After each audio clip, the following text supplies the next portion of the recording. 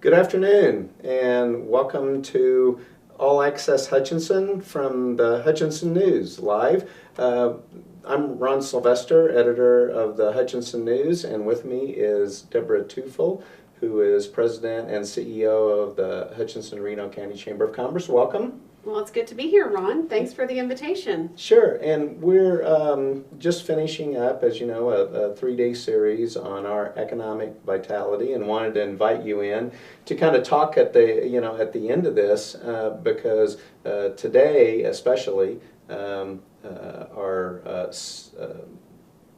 edition was about what the chamber is doing to kind of take us forward.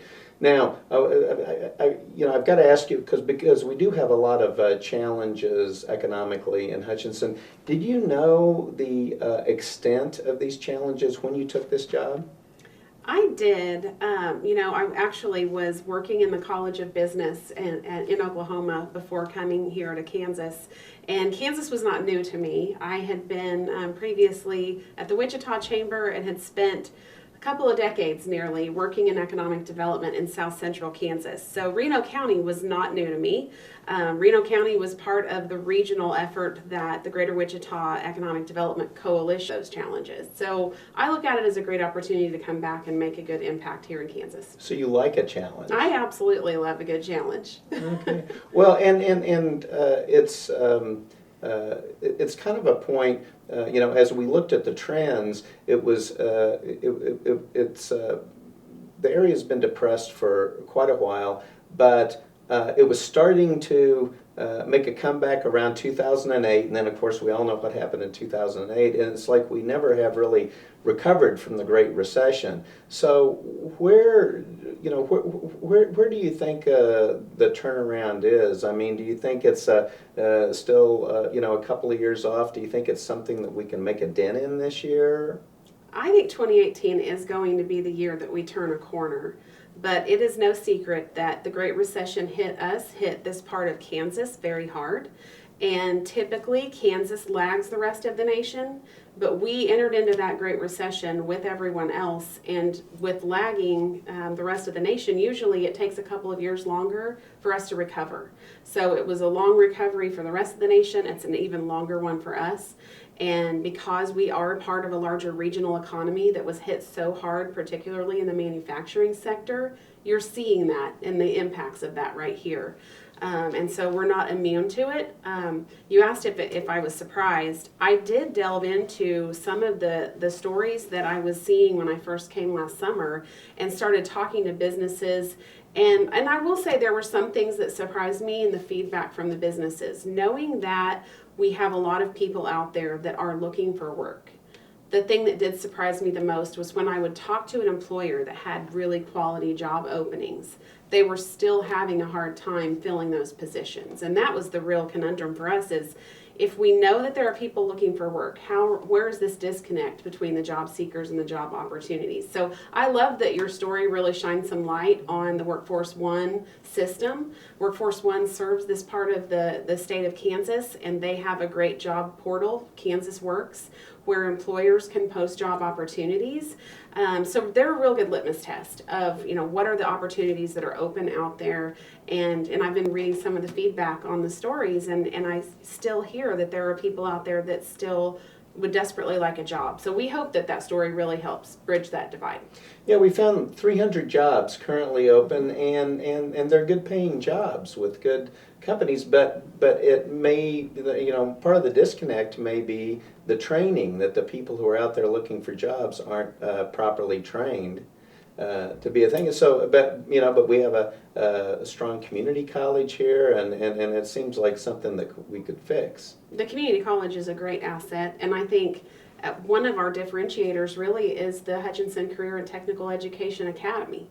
And so to shine a little bit of optimism, but then we can go back and talk about what employers are saying. We started setting some goals as a board, and we have an economic development advisory council that really takes a deep dive into those goals. And it's no secret that the number one goal right now is all about job recruitment as well as expansion. Now, I preface this with, if we are not helping our local companies fill those positions and expand, we would be hard pressed to bring a new employer into this environment. But I will give you a bit of bright news, and John reported on it, that our pipeline of new projects coming in the door has increased dramatically over the last 3 to 4 months. So last quarter was better than the quarters before.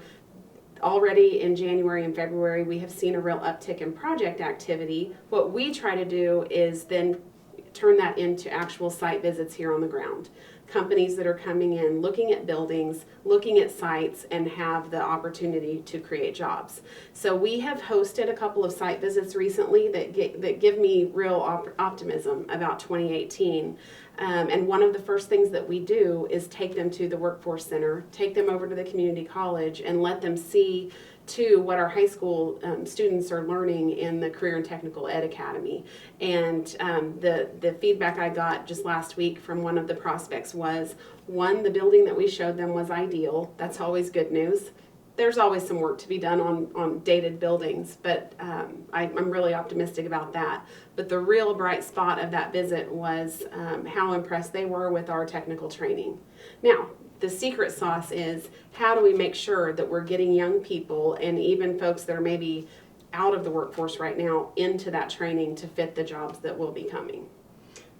And we'd like to invite people who are watching, if you've got any questions for Debra, post them in the comments and we'll try to get to them. Now, I know the Chamber has a 6-point plan for 2018, and it's only February, so we're not going to hold you to any of that right now. But this early in the year, is there anything? Are there any one of those points that you are like really encouraged? Like, oh, this is moving a lot faster than we thought. Well, I would say it's kind of like we have to be firing on all 6 cylinders. So there's lots of things happening on each of those 6 points. But business recruitment and expansion, as I said, is first and foremost. Workforce development is a close second. And so I think there are things that we can do working together with the community college to jumpstart some of that workforce training. Housing is also right up there. That housing feedback really came straight from the business community, and we can talk about some of the feedback of the survey in a minute. But local and regulatory environment was another thing that the Chamber has heard a lot from our members about. We wanted to dive deeper into what is the reality, what are those regulatory issues that are impacting our businesses. And then retail is no secret. We've had some retail hits lately, and so we have some work to do to try to jumpstart retail. It was surprising when I came in, one of the first questions one of your reporters asked me last May, actually before I even got to Hutch, was, what are you going to do to fix this retail situation in Hutchinson? And I said, well, the first thing you do to fix retail is that you're creating primary jobs. Retail suffering is a symptom of the fact that we have not been doing a great job at primary job expansion. So got to pay attention to that as job one, and then the retail will follow. However, the Chamber has invested in a retail analysis so that we can do some retail recruitment in a very targeted way and make sure that we're doing it in a way that when a retailer comes looking, that we have the data about what our existing sales are in that sector and what the leakage is in that sector and what square footage we have available, so that we have a story to tell when retailers do come looking. And undoubtedly they will be. So we have some great real estate on the market that I think we have our hands full to fill, but I think that it's very marketable. And there was and there's been some suggestions in that study about some pretty exciting retail opportunities that we could actually get here. That's right. It really looks at what is our square footage currently, and then what is the business opportunity. So there is definitely opportunity in the clothing segment. That's no secret. There's probably a little bit of opportunity, let's say, in shoe sales, electronics, consumer goods, and just general merchandise retailers are underbuilt in this market. Now, underbuilt at a time when more consumers are buying goods online is a really competitive challenge to really prove to a retailer that they can be successful here if they set up shop, knowing that they're competing with online sales. Yeah, one of my favorite parts is there's leakage in the drinking establishments that that we could actually have more of that because, as we know, we've got a lot of young professionals in this town. When I moved here 3 years ago, a lot of people would talk about Hutch as almost like a retirement community, and I said, well, have you looked at the census figures? Because we have a lot of people who are young professionals who are between the ages of 20 and 39, and they want more to do. That they absolutely do, and it wasn't really a surprise that came out in the data, but I had anecdotal evidence of it when I would talk to young professionals who would say that when they wanted something to go out and do right after work, that there was a lack of, I guess you could say, drinking establishments to serve that young professional market. So I think there's definitely opportunity. And another part of the study that we're working on, not only the retail analysis, of course, is the target industry analysis, and then the follow-on to that is actually a merchandising strategy for certain core pieces of.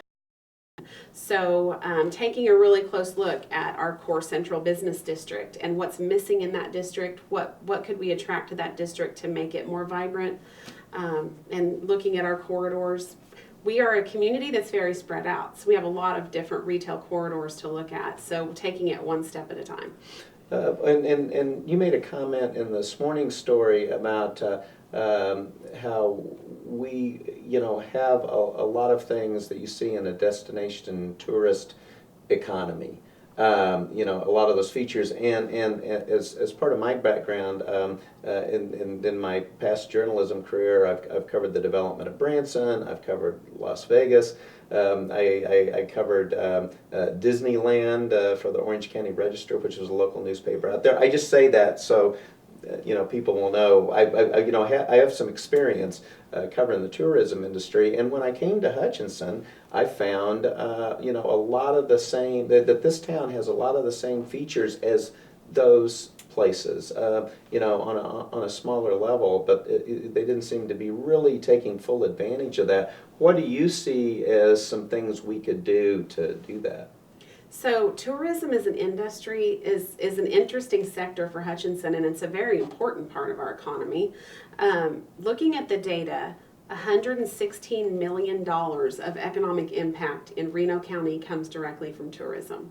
So our numbers have been slipping a little bit since 2013, but it's still a solid piece of our economy. It's what drives a lot of our hospitality jobs. Undoubtedly, it drives hotels, it drives restaurants. It also can drive some of the retail segment. And so it's an important piece of the economy. As we start to unveil the target industry study that will come out in March, you're probably going to see some things in there alluded to directly related to tourism.